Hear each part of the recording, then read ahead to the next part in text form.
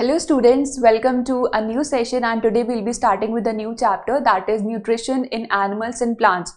So what do you exactly understand by nutrition? That is whatever the food we intake contains many types of macro and macronutrients. These nutrients are essential for our body for various metabolic functions.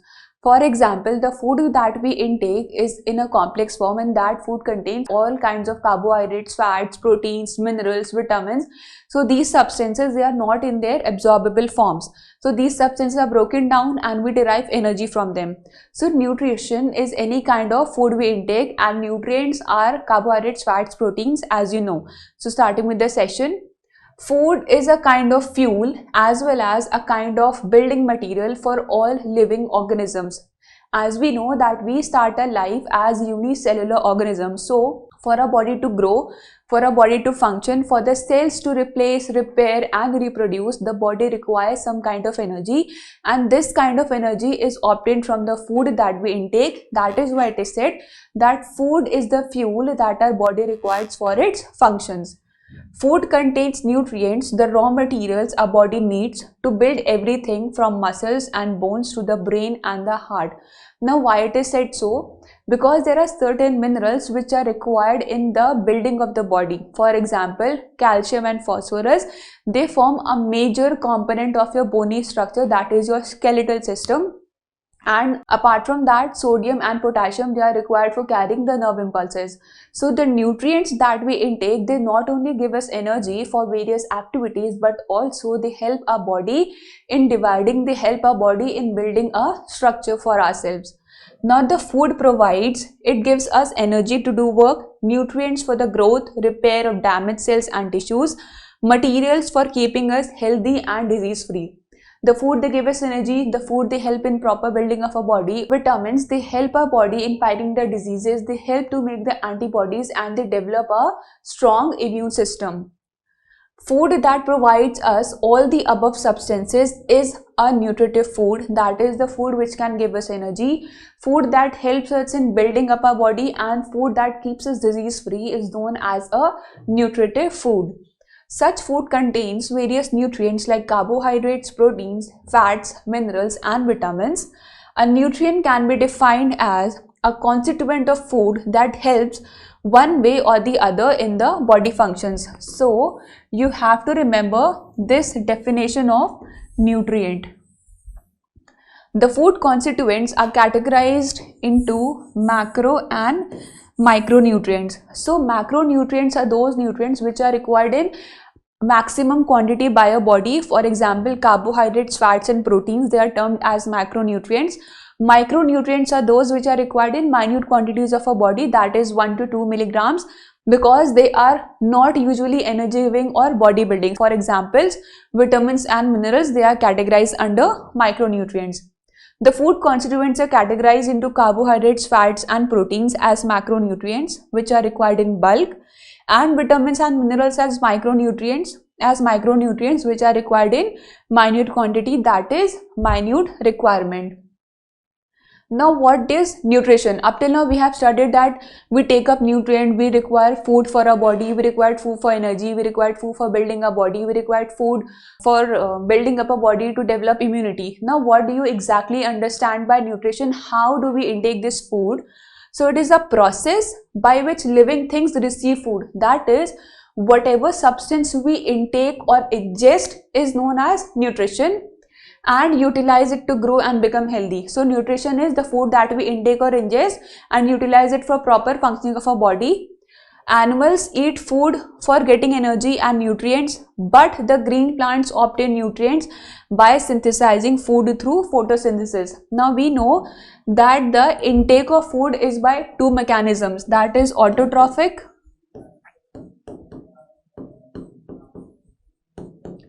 and heterotrophic.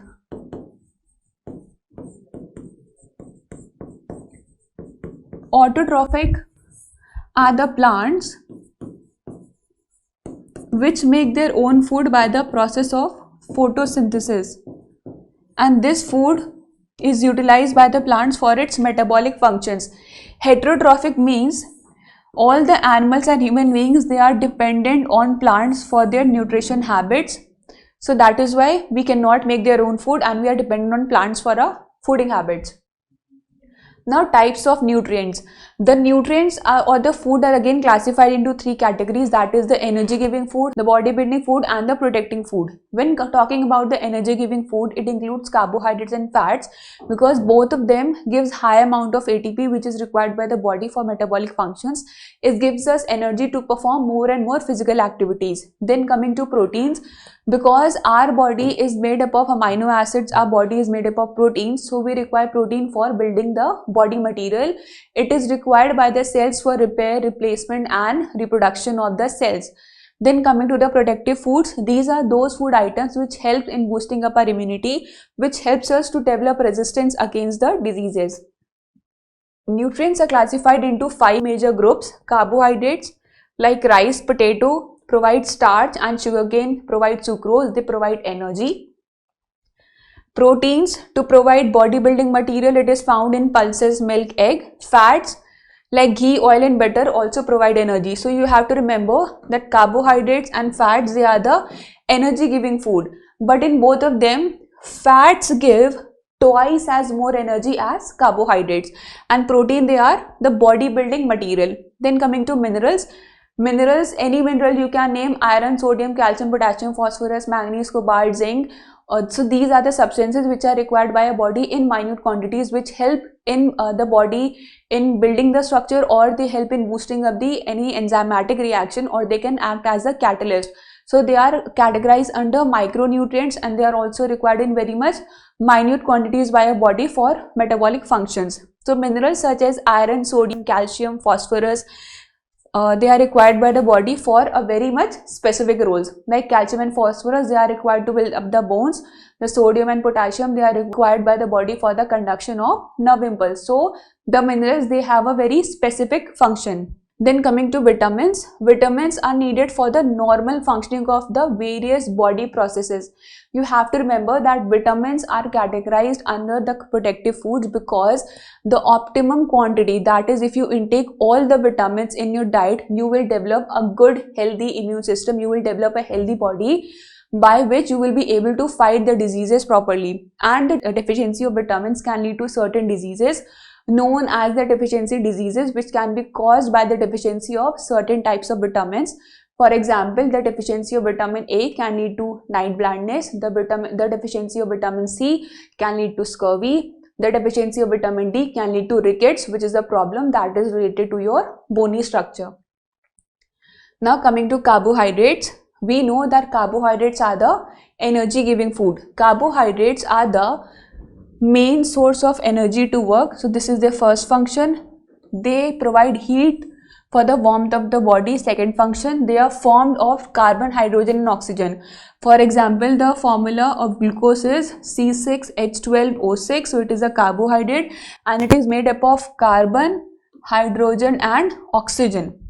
There are two types of carbohydrates such as simple and complex carbohydrates.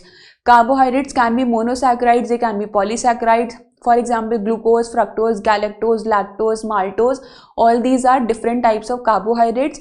Some are soluble in absorbable forms, other are the complex forms which have to be broken down into their simpler forms. Fats provide energy as well as serve as some of the building material from the body. So the function of fat is first to provide energy, second bodybuilding material, and you have to remember fats contain about twice as much as energy as carbohydrates. Sources of fats are oil, butter, meat, ghee, nuts, whole milk. So fats are a very much complex compound. When digestion of fats takes place, it is broken down into its simpler forms, that is fatty acids and glycerol. This you will be studying in the chapter of digestion, when you will see that an enzyme which is known as lipase, it helps in the breakdown of fats of its more complex form into simpler form so that it can be stored in your body. Also, there is one condition which is known as obesity. What happens is, if you intake excess amount of fat, it cannot be metabolized by the body, so it is stored in your adipose tissue, which can lead to the fattening and the gaining of much and more weight. This condition is known as obesity. Obesity can lead to one or the other problems, that is gain of weight, you feel lethargic, you feel lazy. There are also heart diseases because there is deposition of fats in your blood capillaries and in your other organs as well. Then coming to proteins. Proteins, you know, are made up of minute blocks or minute monomers known as the amino acid. These amino acids, they make up a polymer known as proteins, and proteins are the body building material of your body. Proteins are nutrients that provide the body with materials for cell growth and cell repair. Proteins are made up of smaller molecules known as amino acids. Amino acids contain carbon, hydrogen, oxygen. Usually atoms of sulfur and phosphorus are also found in proteins. Now the sources of proteins are meat, pulses. There are many fibers and cereals which are rich in proteins. After proteins, now pulses, beans, meat, chicken, fish, egg, peanuts, nuts are rich sources of proteins. An important protein of milk is casein and egg white. The white part of the egg, which is the outer part, that is the albumin, is very much rich in protein, and the yellow part of the egg, which is the yolk, it is very much rich in fat content. Now coming to vitamins. Vitamins are found in many food, but no single food contains all the vitamins that the body needs. Now you will study later that there is a classification of vitamins, that vitamins are categorized into fat and water soluble vitamins. Vitamins are A, B, C, D, E and K. So this is the categorization of vitamins. So all the vitamins are not found in a single food item. For example, if you consume an apple, all the vitamins will not be found in the apple. But if you will consume many types of food substances, then it is possible for you to consume all the types of vitamins. Eating a variety of food provide all the vitamins. Vitamins of B and C groups are water soluble, whereas A, D, E and K are fat soluble and can be stored in the body. Now why fat soluble can be stored? Because the cell membrane in our body is made up of lipids and lipoproteins. So that is why the vitamins which are soluble in the fat, which are soluble in the organelles, in the cellular structure of our body, can be stored, and those which are water soluble, they are eliminated by our body through the process of excretion. When the food does not contain enough amount of a certain vitamin, a person can become sick, as I was telling you, because vitamins are the protective foods. So the deficiency of vitamin can lead to one or the other diseases. That is why a deficiency of vitamin can lead to sickness, and that disease is known as a deficiency disease. This kind of sickness is called a deficiency disease. Now coming to the classification of vitamins, as I was telling you that vitamins are categorized into two types, that is water soluble and fat soluble. Water soluble vitamins are B and C, fat soluble vitamins are A, D, E and K. Now when talking about the classification of vitamins, you will be coming to know that vitamin B is also categorized into certain types. So in this table you have to remember the other name of the vitamin, the deficiency disease which will be caused by the deficit of that particular vitamin, and the sources. So vitamin A, it is also known as retinol. The deficiency of vitamin A can lead to night blindness and exophthalmia, that is both are the diseases which are related to your eye. Symptoms: poor vision in dim light, dryness of the cornea. The food sources are again milk, cheese, butter, cod liver oil, vegetables. You have to remember one thing, that the food sources of all the vitamins are almost common, so you can remember any 2 to 3 food sources. The main important thing in this table is the deficiency disease and the symptoms of that particular kind of vitamin. Now vitamin B, also known as vitamin B1, the other name is thiamine. The deficiency of vitamin B1 can lead to beriberi. Symptoms: pain in hands and feet and swelling of the body. Riboflavin deficiency can lead to riboflavinosis. Symptoms: retarded growth and mental disorder. Moving forward to vitamin B7, also known as niacin. The deficiency of vitamin B7 or niacin can lead to pellagra. Symptoms: it is a disease of the skin, so it can cause infection of the skin, that is known as dermatitis or skin eczema or diarrhea. Vitamin B12, known as cyanocobalamin, the deficiency of vitamin B12 can lead to anemia, because we know that vitamin B12 forms a major role in the formation of the hemoglobin or the RBCs. So deficiency of vitamin B12 can lead to pernicious anemia, in which the RBCs are not very much formed, or they have lost the ability of carrying the oxygen, and therefore there is a deficiency of oxygen in your body also. Symptoms: paleness of skin and retarded growth. Vitamin C is also known as ascorbic acid. The deficiency can lead to scurvy, that is bleeding gums and pain in joints. After that, coming to vitamin D, which is also known as calciferol. The deficiency of vitamin D can lead to rickets, which is a disorder of the bone, and osteomalacia in adults. Symptoms: bow legs, that is because of thinning of the legs, because of weakening of the physical structure, the lower leg becomes bow shaped. And pigeon chest and osteomalacia, that is the bone forming cells in your body have decreased, which leads to softening of the bones, that is your bones become more brittle and more prone to fracture. Vitamin E, also known as calciferol, deficiency, it can lead to sterility in males and abortion may occur in females. Symptoms: abnormal functioning of the reproductive system and the muscles. Now coming to minerals, we know that minerals are classified into macronutrients and macronutrients. So calcium, which is one of the most important minerals, it is needed for building bones and teeth and blood clotting. Deficiency, because the calcium is responsible for the bony structure, so deficiency will lead to softening and deformation of bone, loss of teeth. It also plays a major role in blood clotting. So if there is a deficiency of calcium, there will be less blood clotting, so more loss of blood from your body. Phosphorus, again, it forms a component of the bone, so it is needed for building strong bones and teeth. Deficiency symptoms: softening of bones, bow legs and pigeon chest. Then iron. Hemoglobin, as you know, is an important pigment of the RBCs, and in which the heme part is the iron part. So deficiency of iron can lead to the deficiency of hemoglobin in your body, and deficiency of hemoglobin can lead to anemia, which means you will have a pale looking skin, weight loss and loss of appetite. Then coming to iodine.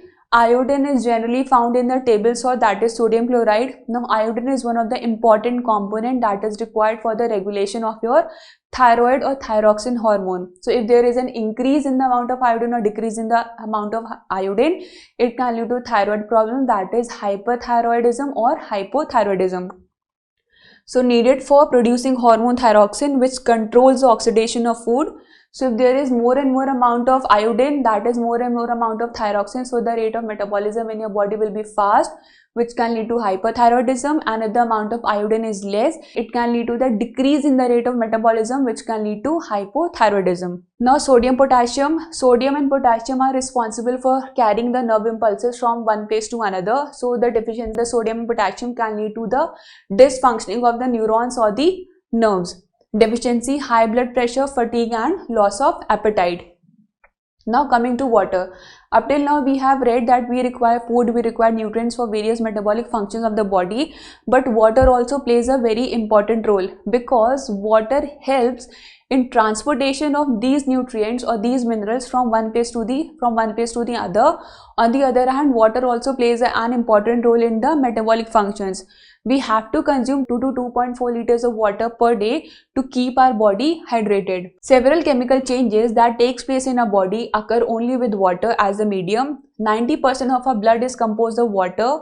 Water transports the nutrients and other materials throughout the body. Water helps in eliminating waste from the body, and it also regulates the body temperature. Now how water eliminates? Because during the process of excretion, when there is urine formation, so if there is more and more, it is in more concentrated form, that is more amount of salts and minerals are present, then water is the medium through which it can be made dilute. Apart from that, water also helps in elimination of excess salts, and if there is more and more concentrated liquid in our body, then we can retain water, which helps in maintaining osmoregulation.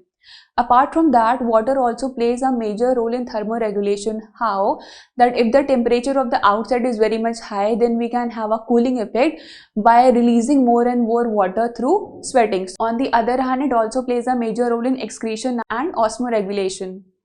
Now coming to roughage. Roughage are the fibers or the raw vegetables that we intake apart from all the types of nutrients. These roughage, they help in a proper bowel movement and they prevent constipation. So roughage is the fibrous material present in the whole cereals, vegetables and fruits. It consists mainly of an indigestible part of carbohydrate called cellulose. Since cellulose is a fibrous material, it absorbs water and retains it. This keeps the fecal matter soft and prevents constipation. Thus, the movement of undigested food through intestine also becomes easier. So you only have to remember that the function of the roughage is for proper bowel movement and to prevent constipation in your body. The roughage consists of an indigestible substance, that is cellulose. Cellulose absorbs water and keeps your fecal matter at an optimum concentration. And by this, we come to the end of this session. In this session, you have to remember the types of nutrients, that is carbohydrates, fats, proteins, vitamins and minerals. In which category do they lie, that is energy giving, body building or the protective foods. Then again you have to remember the other names of the vitamins, their deficiency diseases, their symptoms and their food resources. So that is all for this session. Thank you so much.